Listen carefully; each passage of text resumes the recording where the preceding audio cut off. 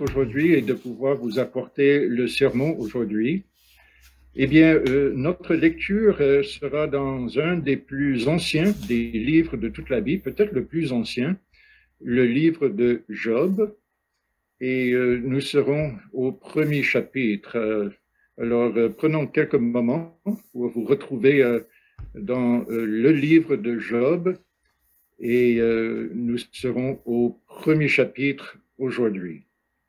Alors, voici la parole de Dieu. Il y avait dans le pays d'Uz un homme qui s'appelait Job. Cet homme était intègre et droit.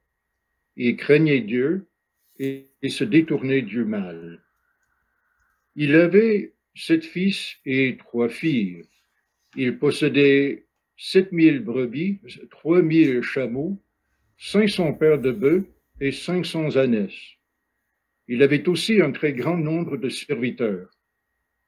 Cet homme était le plus important de tous les nomades de l'Est.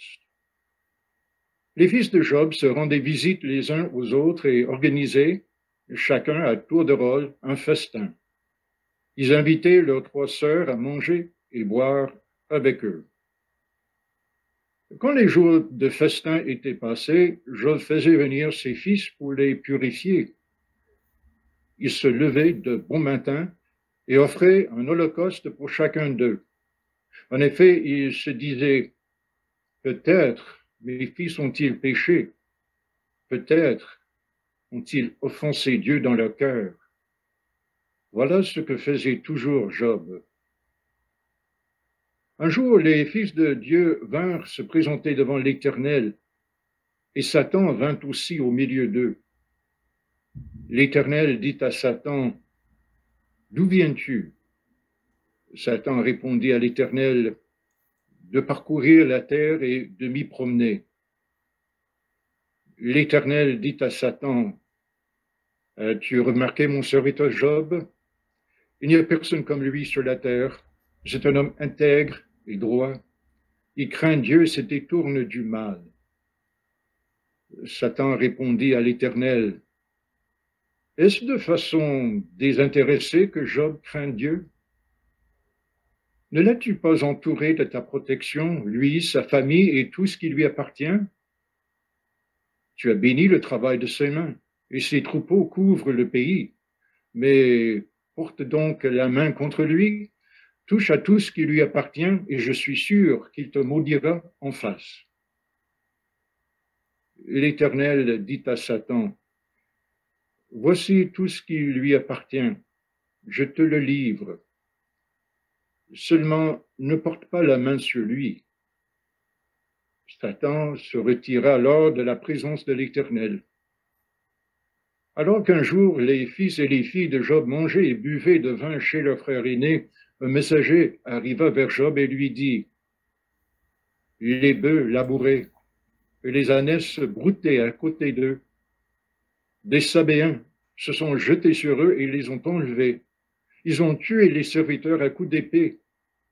Et je suis le seul à pouvoir m'échapper pour t'en apporter la nouvelle. » Il parlait encore lorsqu'un autre messager arriva et dit, « La foudre est tombée du ciel, a embrasé les brebis et les serviteurs et les a dévorés.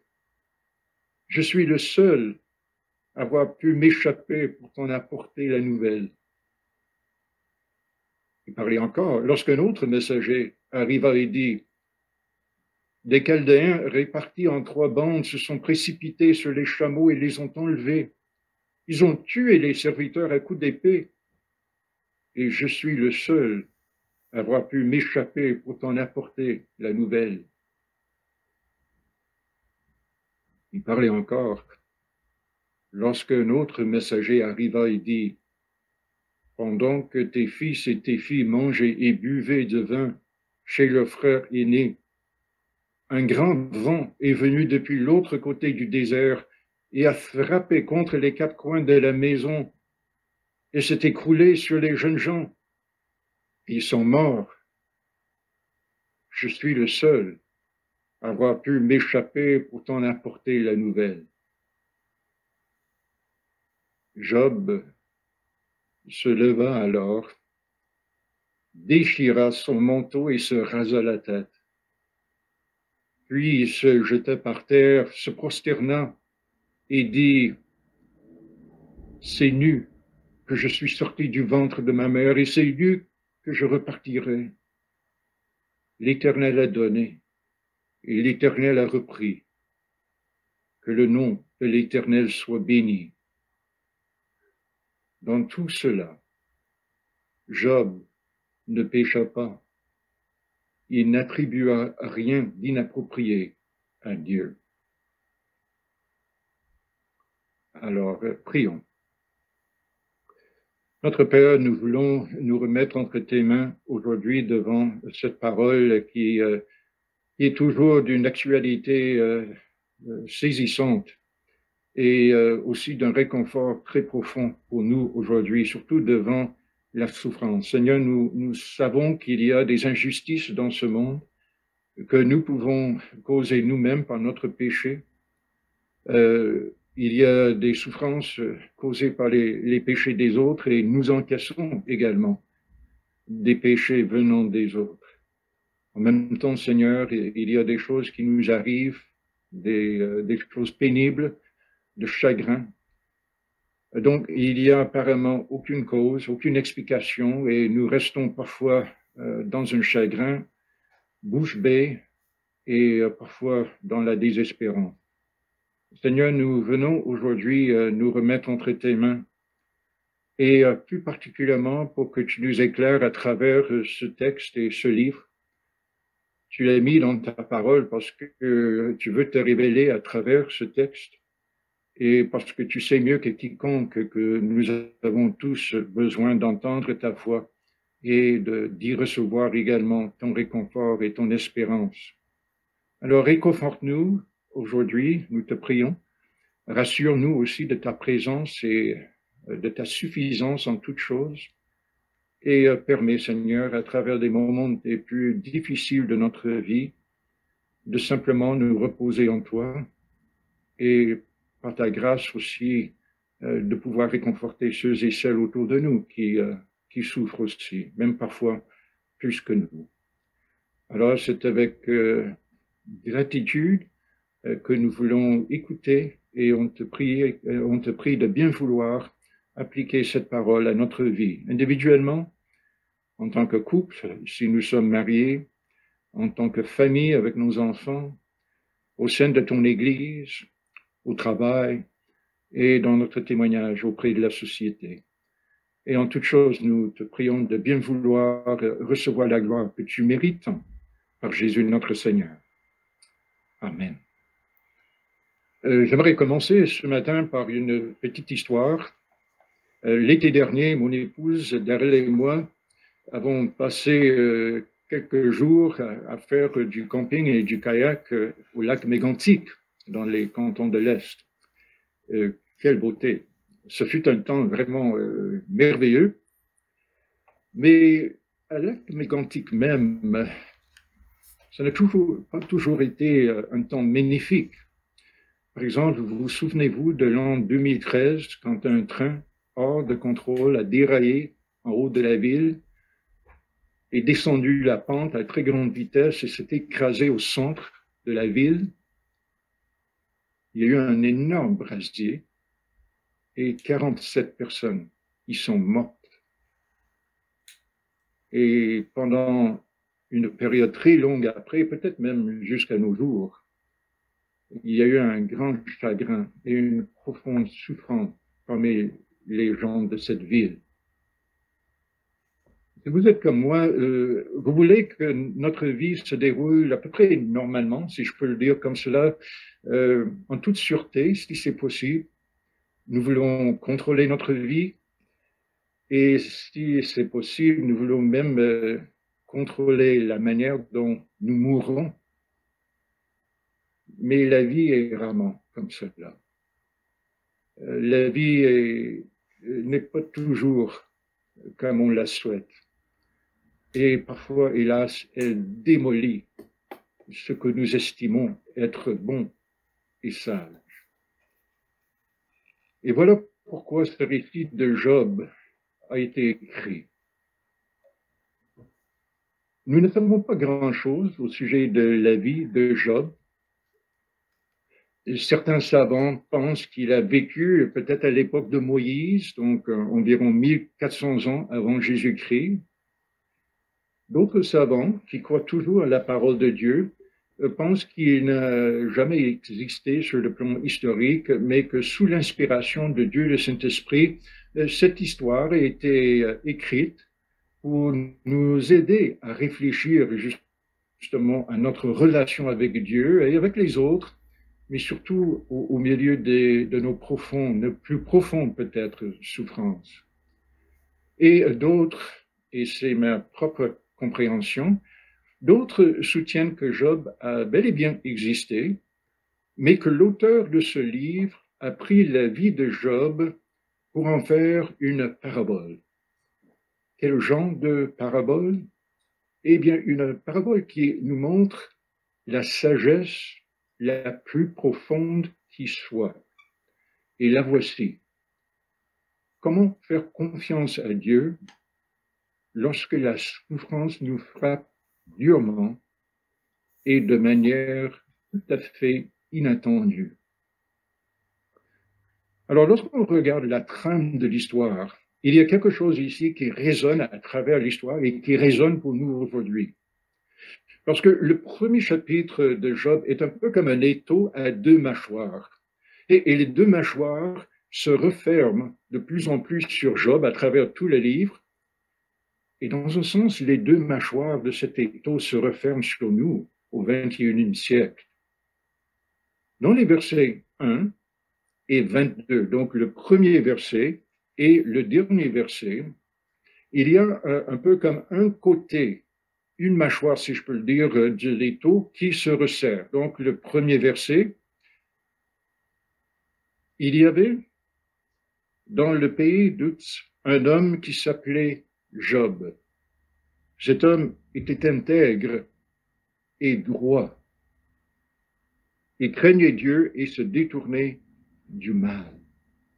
Et à la toute fin du chapitre, le verset 22, nous lisons ceci. Dans tout cela, Job ne pécha pas.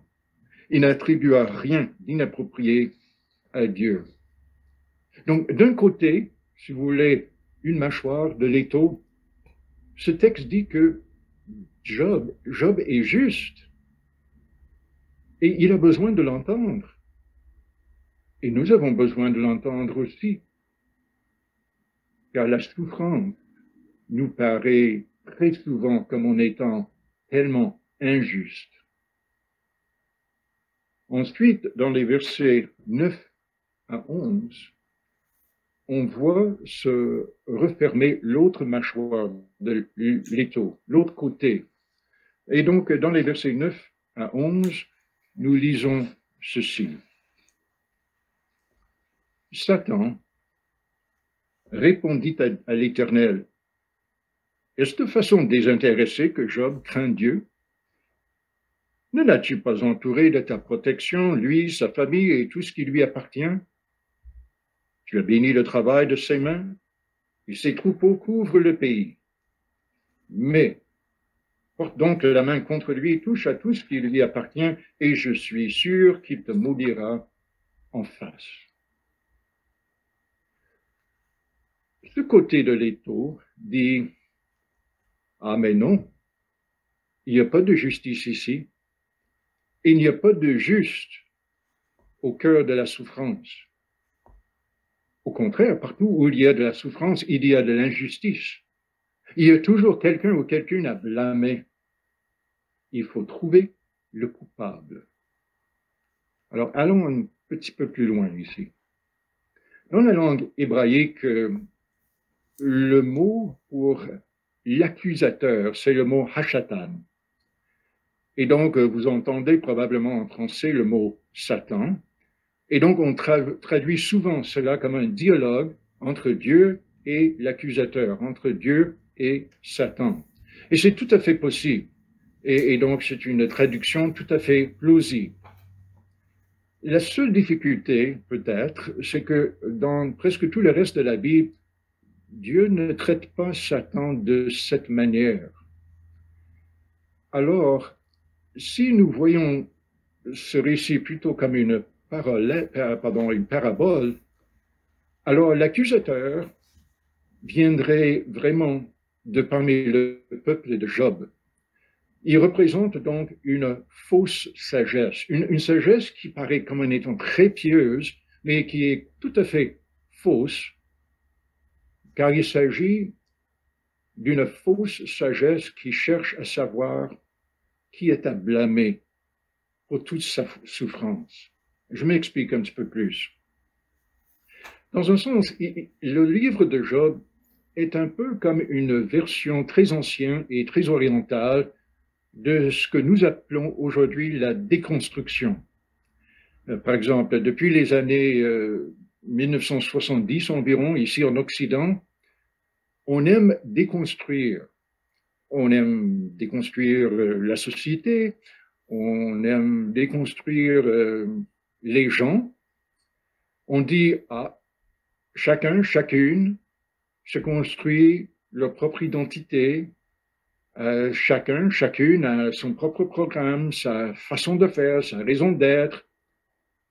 Et si on est à droite, par exemple, sur le plan politique, sociétal, on le fait en disant souvent, ah, mais il y a des élites. Et les élites, ils ont leur stratégie, ils ont leur programme. Et c'est toujours contre les gens ordinaires comme nous. Et si vous êtes plutôt à gauche, on parle souvent des riches, des puissants, qui s'alignent contre les minorités et qui ont vraiment tout leur programme. Mais dans les deux cas, le problème, c'est que les gens qui sont puissants ou qui sont riches, ou qui sont les élites, etc., on dit dans la construction, ben, ils sont tous faux. Ils sont tous hypocrites. Et donc, nous devons les exposer. Nous devons déconstruire leur hypocrisie. Il faut trouver les coupables pour pouvoir les dénoncer. Et c'est le rôle que joue l'accusateur ici. Parce que comme on va voir dans ce chapitre, mais surtout dans tout le reste du livre, si Dieu nous permettait un peu de temps dans l'avenir d'y revenir, on va voir que l'accusateur dit que ni Job, ni Dieu n'est juste. Et les deux sont à blâmer pour toute souffrance et tout chagrin dans ce monde. L'accusateur dit d'emblée que Job est à blâmer. Il n'est pas juste. Il est en train de dire son identité extérieure cache en réalité des ambitions profondément arrogantes et égoïstes. Mais comme on verra plus tard, l'accusateur dit aussi à travers Job que Dieu non plus, il n'est pas juste. Et la preuve, c'est que Dieu ne connaît même pas le cœur de son serviteur Job. Alors, que se passe-t-il lorsque cet étau, ces deux mâchoires de l'étau, se resserrent de plus en plus? Alors, lorsque ça nous arrive, d'une part, la souffrance devient tout simplement horrible. La souffrance pour nous est toujours injuste et horrible. Et hélas, d'autre part, il nous semble que Dieu lui-même ne peut vraiment pas s'occuper de notre souffrance. Il n'en est pas à la hauteur. Et nous croyons que notre lecture à double sens de la souffrance est la bonne et la vraie. Et voilà justement le but de cette histoire, de ce récit, de cette parabole. C'est une parabole profonde qui expose la folie de penser que nous sommes plus sages que Dieu, que nous savons mieux que Dieu, que nous pouvons trouver les responsables et les blâmer, et que nous avons une sagesse au-delà de celle de Dieu. Nous pouvons supposer que nous sommes mieux informés que Dieu. Et le livre de Job dit que cette assurance est une pure folie. Nous pouvons faire le procès de Dieu, mais le résultat produit plus de mal que de bien et de plus en plus de confusion que de compréhension. Et donc, tout au long de cette parabole, nous allons rencontrer des gens bien intentionnés, très intelligents,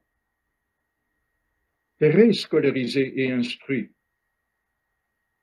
qui vont tous prétendre avoir une maîtrise profonde de la souffrance, jusqu'à même connaître les motivations profondes de ceux qui souffrent et de pouvoir toujours identifier les responsables de l'injustice. Et plus tard, Job lui-même se joint au cœur, croyant lui aussi être plus sage que Dieu. Et donc, cette parabole de Job soulève pour nous une question qui est d'une actualité saisissante et qui l'a toujours été à travers l'histoire,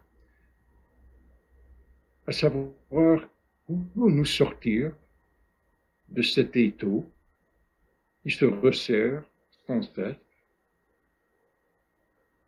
Et Job dit, ce livre, en tout cas cette parabole dit, non, vous ne pouvez pas. Vous ne pouvez pas vous extraire de cet étau à double mâchoire. Au fond, vous devez être délivré de l'étau par Dieu. Et il est le seul qui puisse le faire. L'histoire de Job dit, la parabole de Job dit, la seule délivrance possible pour nous face à la souffrance, c'est en laissant Dieu te servir à travers ta souffrance. Au lieu d'essayer de tout comprendre, au lieu de passer tout notre temps à trouver les gens à blâmer, mettez votre cœur et mettez votre chagrin dans les mains de Dieu. À vrai dire, puis-je dire ainsi, Job nous conduit à Jésus. Car Jésus est le seul qui puisse nous en délivrer.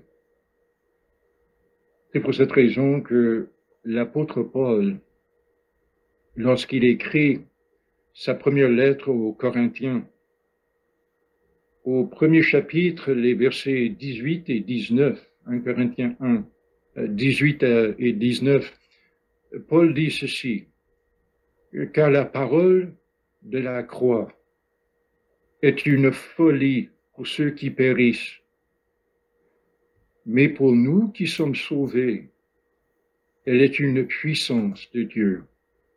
Car il est écrit, je détruirai la sagesse des sages et le discernement de ceux qui savent discerner, je le détruirai.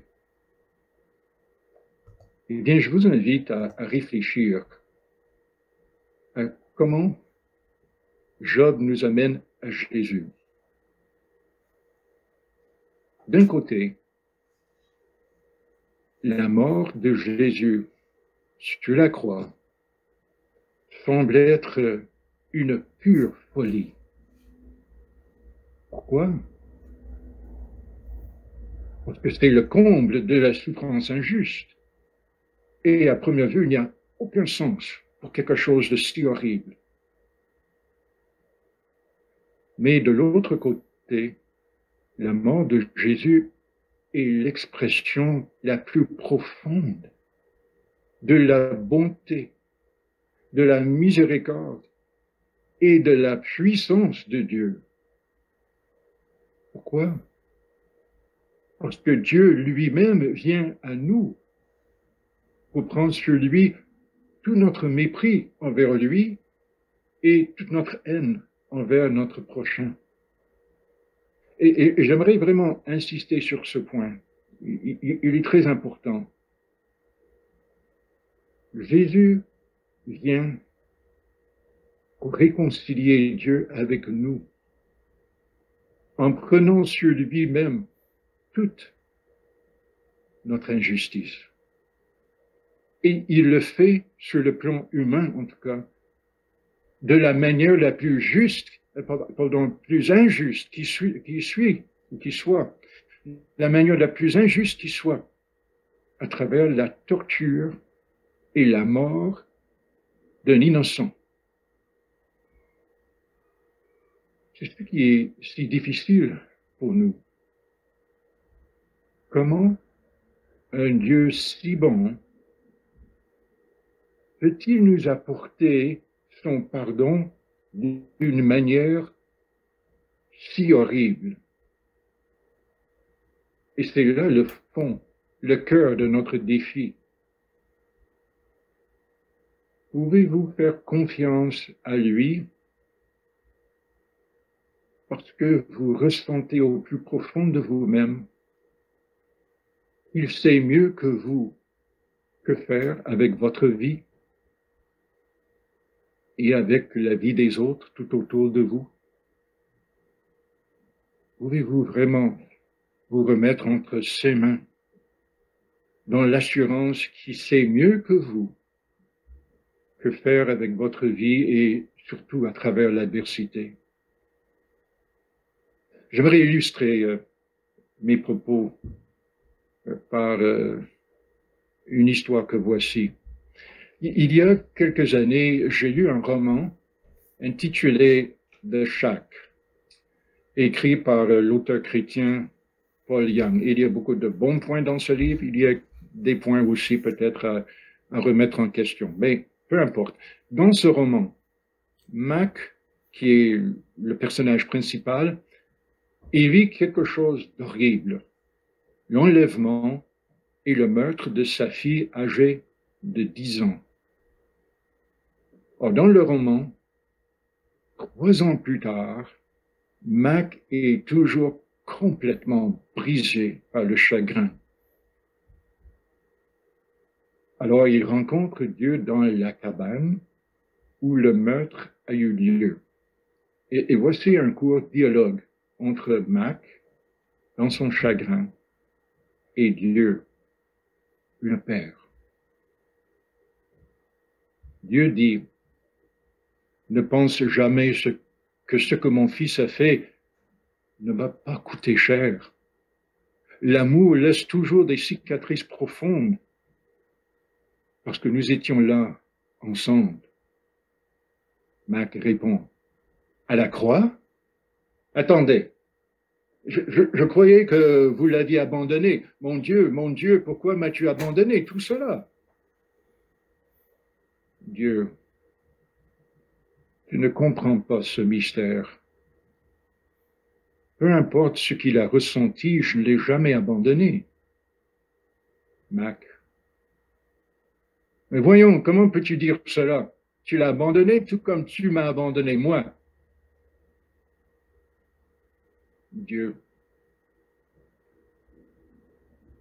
je ne l'ai jamais abandonné et je ne t'ai jamais abandonné. Mais Mac, au moins considère ceci. Quand tu ne vois que ton propre chagrin, peut-être que tu me perds-tu, que peut-être me perds-tu de vue. Je le redis, quand tu ne vois que ton propre chagrin, peut-être me perds-tu de vue. Job nous amène à Jésus. Parce que, en laissant Jésus vous prendre dans ses bras et en vous remettant dans ses bras, vous pouvez avoir de l'espérance et du réconfort, même lorsque l'étau de la souffrance se resserre sur vous. Peut-être que vous êtes en train de vivre un deuil profond aujourd'hui même. Tu vis le chagrin, tu vis ta propre souffrance, ou peut-être que vous êtes en train de partager la douleur et la perte de quelqu'un d'autre, de quelqu'un de très cher, de très proche. Peut-être aussi, vous avez été profondément blessé par quelqu'un d'autre, par ses gestes, par ses paroles, et vous êtes en train toujours de comprendre, mais pourquoi? Pourquoi est-ce que cela m'arrive? Peut-être même vous pensez pouvoir connaître les motivations, les motifs de l'autre. Ah, je sais pourquoi elle a dit cela. Je comprends. Le chagrin fait très mal. Et la Bible dit qu'il y a justement des souffrances causées par le péché, le nôtre et celui des autres. Il y a également une vraie place pour les larmes et les lamentations, et dans les deux cas,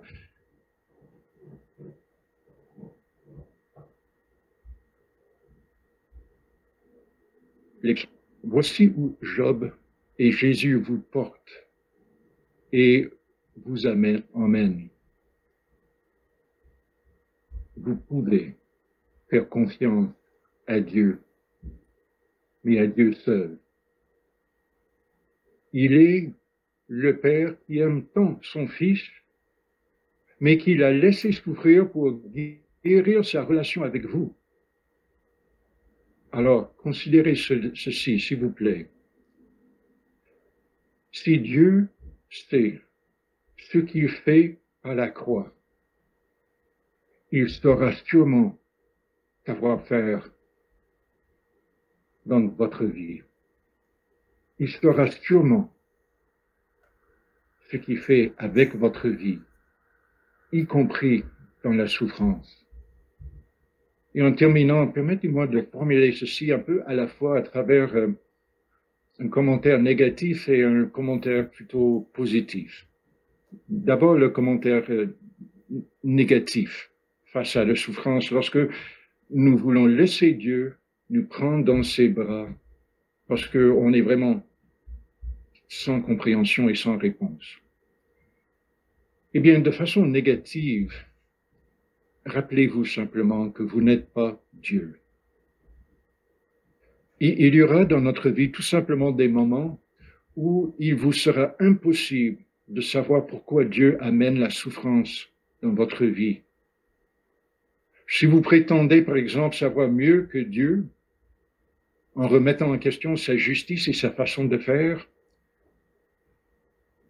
vous ne ferez qu'aggraver et prolonger votre propre souffrance et probablement celle des autres. Notre sagesse ne sera jamais à la hauteur de celle de Dieu. Et la preuve, nous n'aurions jamais pensé à la croix. On n'aurait jamais pensé à tout résoudre à la croix. Alors, fuyons toute tentation d'être plus sage que Dieu. Mais permettez-moi quand même d'ajouter ceci. Lorsque vous tentez de réconforter quelqu'un dans un profond chagrin, ne jouez pas à Dieu. N'offrez ni explication ni conseil au-delà de qui vous êtes. Ne présentez pas de réponses ou des solutions au-delà de vos vraies connaissances, souvent très, très limitées. Vous ne savez pas. Et vous pourriez avoir tort.